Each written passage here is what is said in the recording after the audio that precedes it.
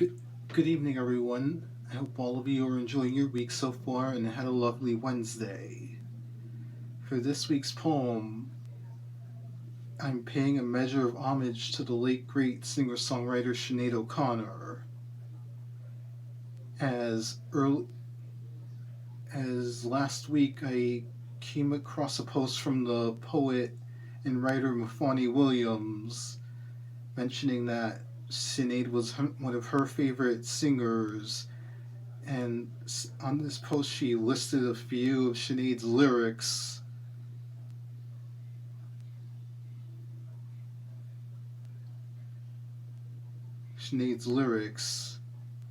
to possibly turn into a poem.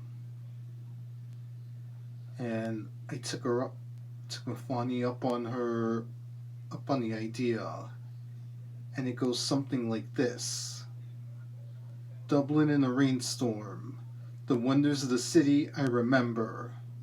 Christchurch outside the window, St. Patrick's lush greens, the turning point of Irish history, the GPO. Along the river Liffey as the south side becomes north, of Bow Street, of Teeling, and construction cranes galore. After the rain falls, the sunlight breaks through, past the long room at Trinity, to the skies above Grafton Street, in time for a visit and a pint at St. James's Gate, for the remains of the day, cheering on the boys in green, become one last night in dear Dublin.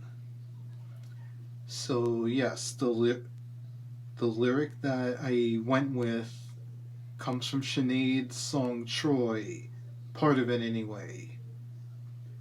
Dublin in the rain, with the full lyric going: Dublin in the rainstorm, sitting in the long grass in summer, keeping warm.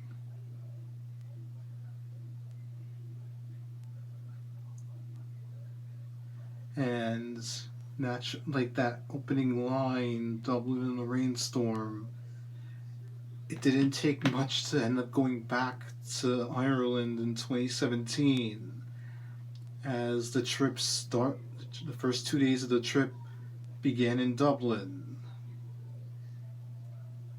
And I kind of strung pieces of both days together in one poem. The fact that I could look outside my hotel window and see the Christchurch Cathedral on the other side of the street. The fact that our bus tour, and then the fact that a short walk from that you end up at St. Patrick's Cathedral, which is how our city tour of Dublin began before we got on the bus. Stopping by the GPO, it was hard not to have W.B. Yeats' Easter 1916 come to mind at that moment. And we were just driving along the city from one side of the river Liffey to the other.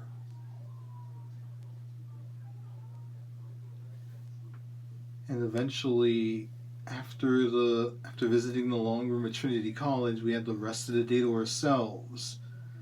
So I just kept exploring Dublin in the little time that I had left in the city.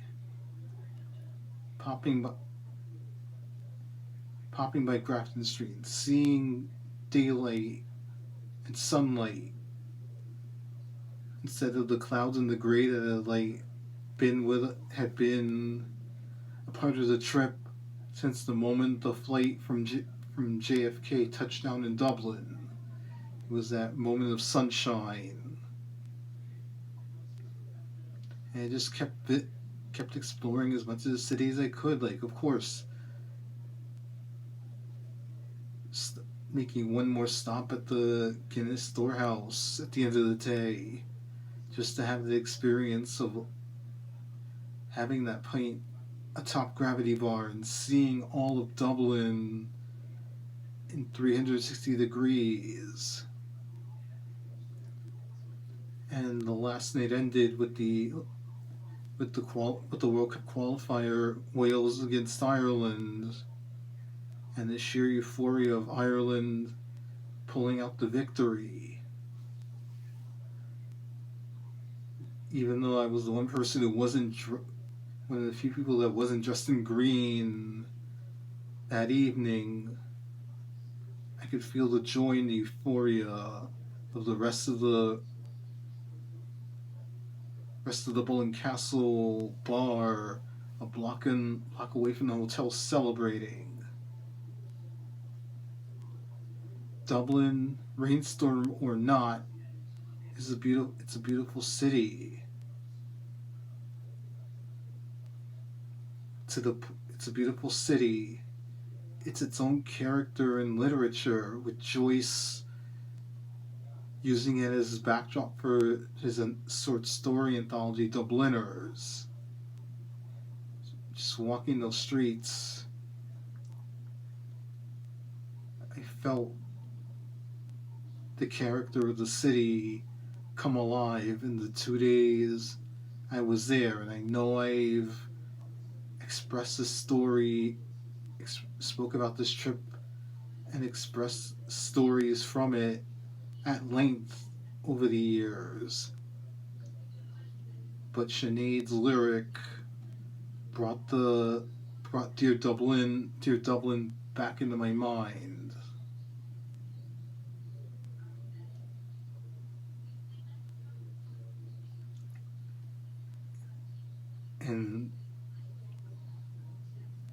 And I felt the power of her words and her voice resonate with me as I played that track, and I knew this was going to be the one that I would end up writing about.